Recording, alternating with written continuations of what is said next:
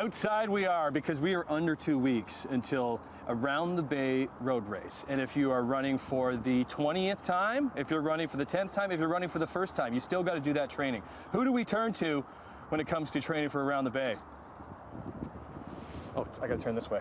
Hello, Heather Gardner. How many times have we done Around the Bay training? A lot. A lot. Yes. Yes. We used to go, when I used to do my old job, we would run up Heartbreak Hill. We would actually run the hill. Right. Yeah. And we're going to try and do something that we've never done here before. Live.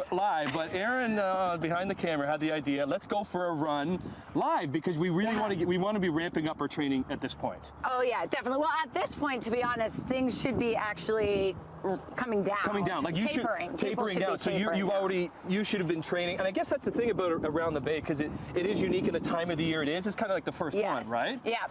Yeah. So people would have last weekend, if you're doing the 30/34K, right?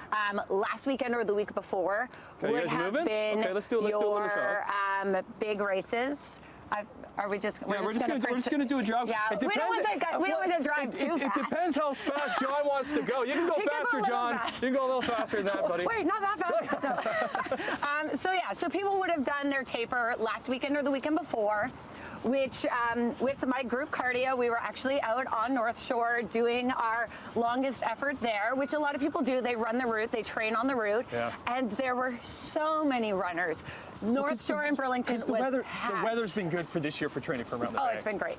Right? Yeah. Oh, yeah, definitely. What does that 4 extra kilometers mean? Because no longer is it finishing at First Ontario Centre. It's going all the way to Tim Hortons Field. Yeah, so now it's finishing inside Tim Hortons Field. So folks are going to enter the field from the north side and then end the race there. But it also starts over there, too. So it starts on Lottridge.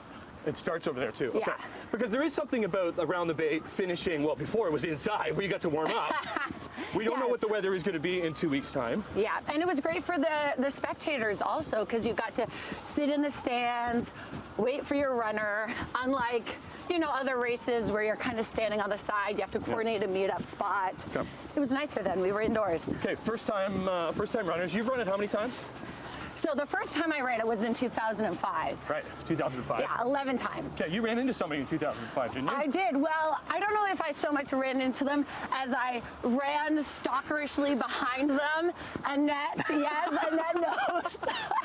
I stalked her and her run coach, and I listened to all the cues, and almost 20 years later, here we are. I'm giving the cues. But there is something about, people are like, why do you want to run 34 kilometers? Why do you want to run 10 kilometers? Why do you want 5?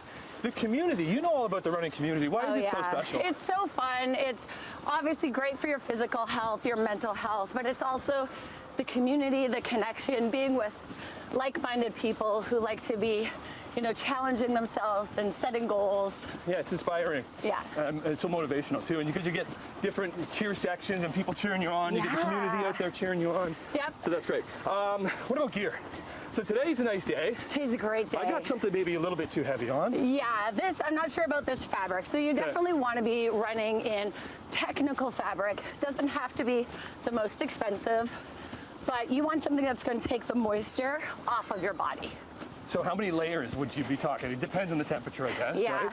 Layering is definitely key, though. A base layer, something like a tank top or a t-shirt, that's underneath going to take the moisture away. Okay. Something on top that can protect you from the elements.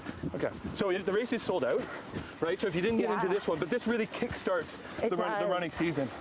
Yeah, so we've got spring runoff, there's a 5K and an 8K, so if you want something a little shorter. But the training for that is pretty neat, because then if you are training by yourself and you've never done a race before, I announce a lot of these races, and to see the smiling faces when you do achieve that goal of crossing the finish line. And all ages, right? Like it's all bodies, all ages. It's so inclusive. Yeah, so there we go. So we're under 2 weeks. I'm assuming this was on TV. They haven't signaled me that it hasn't. Now we're just going. Now we're just going. 30 kilometers. Yeah. Okay. Bye bye. Hey John, how about you speed up a little bit? See if we can catch up. Hang on, Aaron. Coming for you. Roll Wait.